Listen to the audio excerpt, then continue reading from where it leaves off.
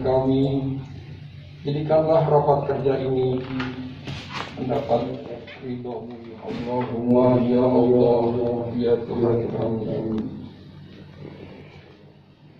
Mudahkanlah kami dalam menjalani kehidupan ini ya Allah ya Tuhan kami.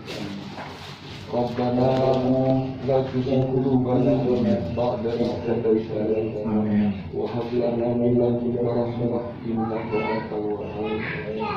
Rabbana atina fid dunya hasanah wa fil akhirati hasanah wa qina adzaban nar. Subhana rabbika rabbil izzati amma yasifun wa salamun alal mursalin walhamdulillahi rabbil alamin. Profesional Betawi lainnya yang dimotori oleh Dr. Asari dan diresmikan pada tanggal 29 Oktober 2017 di Pusat Kebudayaan Betawi, Jalan Raya Bekasi Timur nomor 76, Jatinegara, Jakarta Timur. Antaranya Profesor Dr. Jasmin Sahab, Dr. Asari, Dr. Saira Anwar. Tentang kaula muda Betawi yang malas dan belum berpendidikan tinggi perlu dikikis. Untuk itulah perlu diselenggarakan suatu aksi nyata pemberdayaan generasi muda Betawi, terutama pemberdayaan dari segi keterampilan kemampuan ekonomi. Menyikapi kondisi tersebut, Gerbang Betawi bermaksud menyelenggarakan suatu kegiatan yang dimaksudkan untuk menjadi titik awal kebangkitan kaula muda Betawi. Titik berat kegiatan ini adalah memberikan kesempatan seluas-luasnya bagi para kaula muda Betawi untuk dapat memperoleh pekerjaan sesuai dengan bakat dan minatnya, serta untuk menumbuhkan semangat kewirausahaan mereka. Abang-abang dan kelompok peserta rapat kerja virtual Gerbang Betawi yang saya hormati. Di tengah pandemi COVID-19 yang dalam banyak hal mengubah kebiasaan hidup kita menjadi lebih terbatas, salawat dan salam khusus kita sampaikan kepada panutan utama kita Rasulullah Muhammad SAW, keluarganya, sahabatnya, tabi'in, serta seluruh ulama dan orang-orang mukmin penerus perjuangan risalah yang diembannya. Rasul akhir zaman yang ajaran dan agamanya memandu kita ke jalan kehidupan untuk mencapai kebahagiaan hidup di dunia dan akhirat. Abang, Mbak, seluruh pengurus dan penggerak Gerbang Betawi yang selalu saya hormati, rindukan dan cintai. Sudah 6 bulan kita seolah hidup dalam ketidakpastian. Kehidupan kita seolah berada di antara kecemasan dan harapan. Kita seperti berjalan di lorong panjang yang gelap tidak berujung. Makin majunya peradaban manusia, makin canggihnya ilmu pengetahuan dan teknologi kesehatan, makin unik juga karakter virus.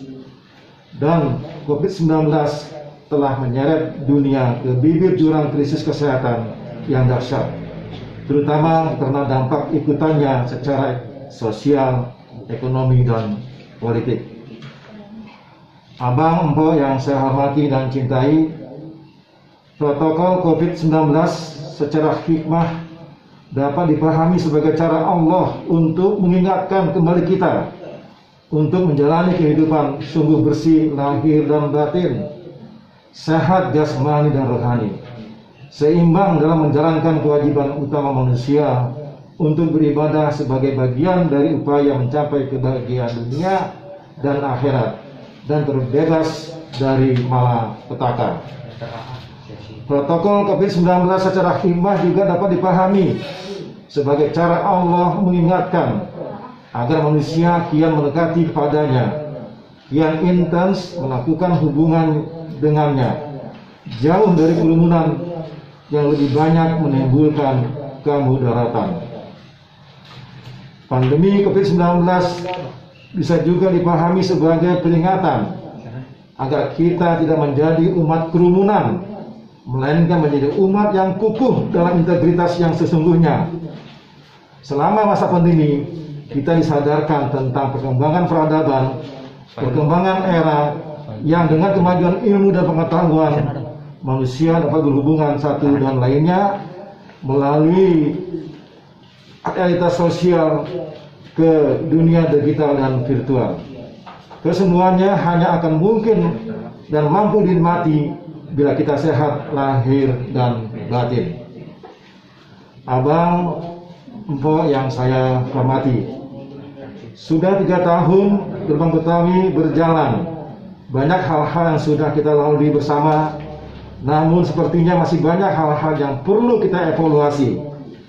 Secara personal, kebanyakan anggota Gerbang Betawi masih memiliki prioritas yang lain, sehingga kurang fokus untuk memajukan Gerbang Betawi. Selain itu, struktur organisasi kita yang terlalu gemuk, sehingga pergerakan Gerbang Betawi menjadi kurang lincah. Alhamdulillahirabbil alamin. Wassalatu wassalamu ala Rasulullah Nabi Muhammad sallallahu alaihi wasallam beserta para sahabat.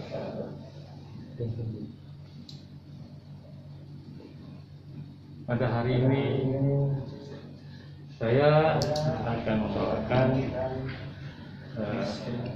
tentang terang budaya tiada henti.